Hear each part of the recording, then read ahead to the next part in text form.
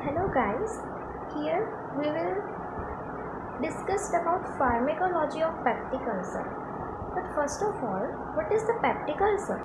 Peptic ulcer is the area of degeneration of GI mucosa.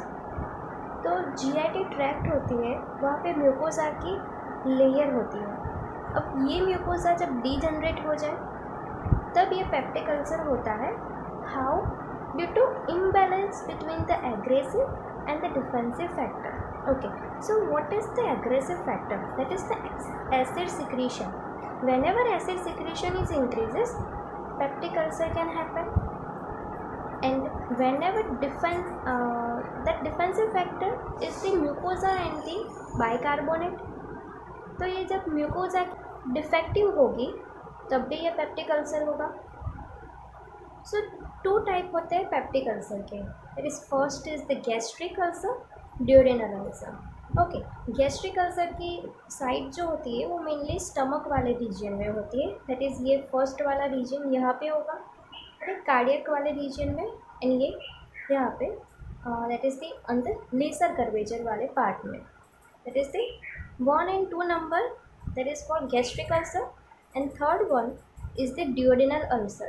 कि ये duodenal ulcer जो होता है वो first part of the duodenum में होता है. Okay, so mainly gastric ulcer जो होता है वो यहाँ पे डेफिशिएंट होती है म्यूकोजल की लेयर. म्यूकोजल की लेयर जब यहाँ पे डेफिशिएंट होगी तब ये गैस्ट्रिक अल्सर होगा. एंड यहाँ पे जो एसिड सिक्रीशन है वो तो नॉर्मल ही होगा, बट डेफिशिएंट होगी म्यूकोसा की लेयर. एंड ड्यूडेनल अल्सर है, वहाँ पे म्यूकोसा की लेयर नॉर्मल होगी, बट यहाँ पे मेनली हाइपर एसिडिटी होगी और एसिड सिक्रीशन वो हाई हो जाएगा तब. नो, हम एंटी अल्सर थेरापी पेशेंट को देंगे जब पेप्टिक अल्सर होगा तब. Okay, so why? So because कि भाई हम पेप्टिक अल्सर डिज़ीज़ को हम दूर करना चाहते हैं. ओके, सो उसके ट्रीटमेंट के लिए हम ये देंगे एंटी अल्सर थेरापी. ओके, उसके मेन ये 4 गोल्स रहते हैं. First is pain relief. Peptic ulcer में पेन होता है तो पेन रिलीफ करेंगी ये थेरापी. अल्सर हीलिंग करेगी. Prevention of relapse. अब रिलैप्स क्या होता है कि हमने ये एंटी अल्सर थेरापी दी या तो पेप्टिक अल्सर जो है वो ट्रीट हो गया, पर थोड़े समय के बाद ये फिर से हो गया है peptic ulcer. So that is the relapse. तो ये रिलैप्स ना हो उसके लिए भी हम ये एंटी अल्सर थेरापी देते हैं. So prevention of relapse. Then the prevention of complications. तो पेप्टिक अल्सर से कॉम्प्लिकेशन कौन कौन से हो सकते हैं? तो first is the obstruction. So duodenal stenosis in this. अब सपोज़ कि यहाँ पे duodenal अल्सर हुआ है, ओके, एंड ये अल्सर हील हो गया. ओके, पर अब जब ये हील हो गया है तो यहाँ पे बहुत सारे ऐसे कोलाजन एंड फाइब्रस वाले जो टिश्यू होगी वो यहाँ पे डिपॉजिट होगी, तब भी ये पेप्टिक अल्सर हील होगा. अब फूड आएगा. अब फूड यहाँ पे है ना, रास्ता जो है वो ब्लॉक हो जाएगा बिकॉज ऑफ द हीलिंग. तो मोस्टली ड्यूडेनल अल्सर में ड्यूडेनल स्टेनोसिस के चांसेस ज़्यादा रहते हैं, तो यहाँ पे ऑब्स्ट्रक्शन होगा. That is the first complication. Second one is the bleeding. Peptic ulcer होगा तो ब्लड वेसल्स डैमेज होगी, उससे हेमरेज हो सकते हैं, परफोरेशन हो सकता है. ओके, परफोरेशन होगा तो जो फूड है वो निकल के जो हमारा मेनली पेरिटोनियल वाला पार्ट है वहाँ पे जाएगा, तो पेरिटोनाइटिस हो सकता है. ठीक, सो ये 4 गोल्स है एंटी अल्सर थेरापी के. फर्स्ट इज पेन रिलीफ करेगी ये ड्रग्स, अल्सर हीलिंग करेंगी, prevention of relapse and prevent करेगी कॉम्प्लिकेशंस को. ओके, सो उससे पहले हम देखेंगे सिक्रीशन एसिड का कैसे होता है. ओके, सो पहले तो हम जब फूड को ओके, तो first this is the parietal cell. Okay, so parietal cell जो है वो सिक्रीट करता है एसिड को. ओके, सो हम जब फूड को देखते हैं या उसके बारे में सोचते हैं, उसकी स्मेल लेते हैं. ओके, या तो हम जब मुंह में रखते हैं फूड को तब क्या होगा, ब्रेन के अंदर मेडुला उसमें वेगस सेंटर वो स्टिमुलेट होगा।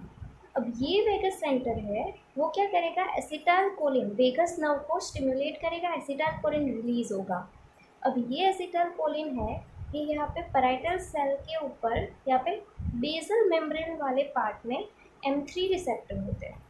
M3 रिसेप्टर उस पर बाइंड करेंगे ये एसिटाइलकोलिन एंड M3 रिसेप्टर को स्टिमुलेट करेंगे जिससे पैराइटल सेल में कैल्शियम बढ़ेगा। ओके, देन क्या होगा, ये एसिटाइलकोलिन जो होते हैं देन ये एसिटाइलकोलिन है ये यहाँ पे ECL सेल्स होते हैं। Okay, ECL cells means enterochromaffin like cells. ये एंटेरोक्रोमेटिन लाइक सेल्स जो होते हैं यहाँ पे M1 रिसेप्टर होता है, तो यहाँ पे एसिटाइलकोलिन यहाँ पे M1 receptor, M means muscarinic. Okay, यहाँ पे मस्कारिनिक रिसेप्टर के यहाँ पे M3 टाइप है, M1 टाइप है। ओके, सो M1 पे बाइंड होगा और ये यहाँ से हिस्टामाइन को रिलीज़ करवाएगा। वैसे ही गैस्ट्रिन के लिए यहाँ पे CCK2 रिसेप्टर होता है, इसका फुल फॉर्म है कोलेसिस्टोकाइनिन B रिसेप्टर। ओके, तो यहाँ पे ये गैस्ट्रिन बाइंड होगा एंड हिस्टामिन रिलीज होगा, हिस्टामिन जाके यहाँ पे H2 रिसेप्टर है वहाँ पे बाइंड होगा एंड ये यहाँ पे पैराइटल सेल के अंदर साइक्लिक AMP को इंक्रीज करवाएगा। ठीक, एंड देन यहाँ पे G सेल्स होते हैं, that is we called gastrin cell. Okay, अब ये गैस्ट्रिन सेल कैसे स्टिमुलेट होते हैं कि हमने यहाँ पे बताया कि भाई हम फूड लेंगे, वेगस सेंटर जो है वो स्टिमुलेट होगा। ओके, ये वेगस सेंटर जो होता है, वेगस नर्व यहाँ पे एसिटाइलकोलिन रिलीज करेगी। वैसे ही जैसे ही ये एसिटाइलकोलिन रिलीज होगा तब ये एंटेरल नर्वस सिस्टम जो मेनली होती है गट वॉल में, तो ओके, सो अब वेगस सेंटर जो है वो स्टिमुलेट हो रहा है, एसिटाइलकोलिन रिलीज़ हो रहा है, तब ये एसिटाइलकोलिन वो एंटेरल नर्वस सिस्टम जो गट वॉल में प्रेजेंट होता है। ओके, तो इसे हम गट का ब्रेन भी कहते हैं। ओके, सो वो स्टिमुलेट होगा and gastrin releasing peptide stimulate होगा एंड ये G सेल को स्टिमुलेट करेंगे, गैस्ट्रिन को रिलीज़ करवाएंगे।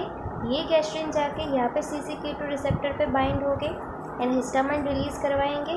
दूसरा, ये ब्लड में एंटर होंगे एंड यहाँ पे CCK2 पे बाइंड होंगे पैराइटल सेल पे एंड कैल्शियम इंक्रीज़ करवाएंगे in the parietal cell. Then यहाँ पे हमने क्या देखा कि M3 receptor, H2 receptor and CCK2, this 3 receptor is stimulated and increases the level of the calcium, stimulate the cyclic AMP. So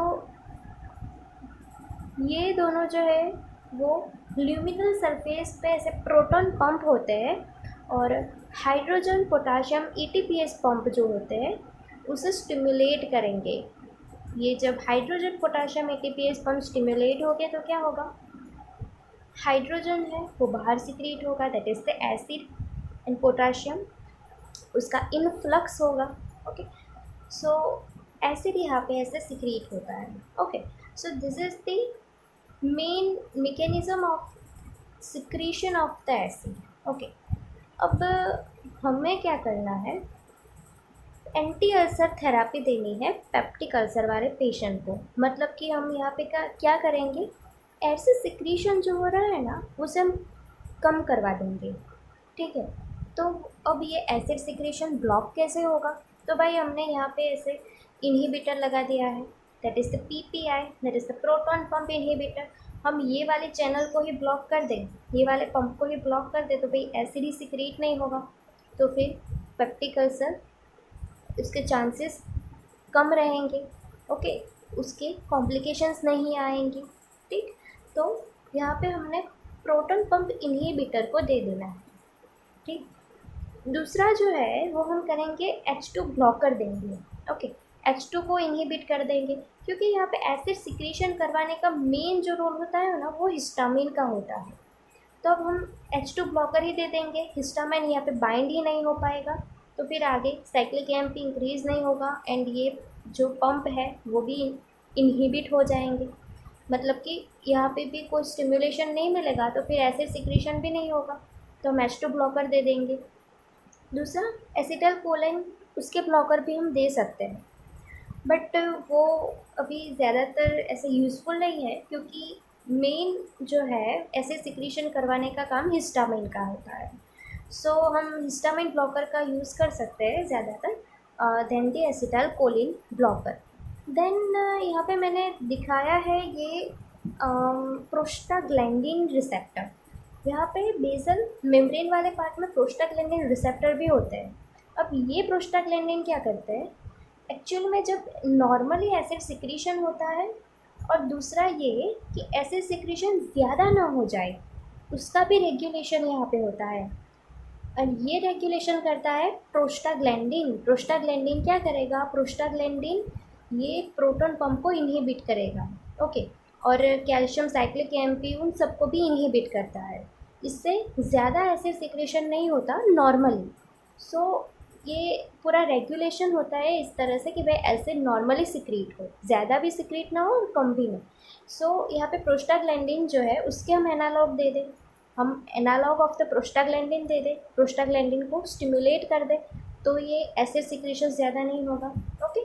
तो हमने देखा प्रोटॉन पंप इनहिबिटर देंगे, H2 ब्लॉकर देंगे, एंटी कोलिनर्जिक ड्रग्स देते हैं एंड एनालॉग ऑफ प्रोस्टाग्लैंडिन देंगे, ठीक है। अब हम बात करेंगे कि pharmacology of the peptic ulcer, okay, कौन कौन सी ड्रग हम यहाँ पे यूज़ कर सकते हैं in the peptic ulcer patient. First is the कि गैस्ट्रिक एसिड सिक्रीशन हो रहा है तो उससे हमें इनहिबिट करना है, तो उसके लिए पहले तो हमने H2 ब्लॉकर की बात की।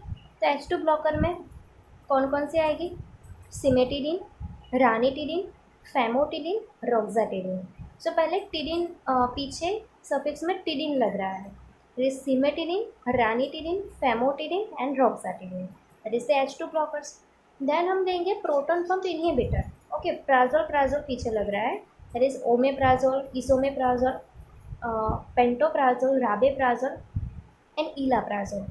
एंड यहाँ पे ये 2 ड्रग जो है वो यहाँ पे हमारे इंडिया में ज़्यादा यूज़ नहीं होती है, ये मेनली जापान में ज़्यादा यूज़ होती है, omeprazole and esomeprazole, okay. So proton pump inhibitors ये, so omeprazole, esomeprazole, pantoprazole, rabeprazole and ilaprazole. तीसरी है एंटीकोलिनर्जिक। एंटीकोलिनर्जिक उसमें आएगी पायरेनज़ेपिन एंड प्रोपेनथैलिन। सो पायरेनज़ेपिन एंड प्रोपेनथैलिन वो एंटीकोलिनर्जिक में आएगी कि जो एसिटाइल कोलिन को वहाँ पे जो M3 रिसेप्टर था उसे ब्लॉक करती है, that is this drug pirenzepine and propantheline. Then prostaglandin analogue है, that is the misoprostol, okay. So हमने ये गैस्ट्रिक एसिड को सिक्रीट होने में हम मतलब उसे हमें इनहिबिट कर दिया, गैस्ट्रिक एसिड सिक्रीशन नहीं हो रहा है यहाँ पे।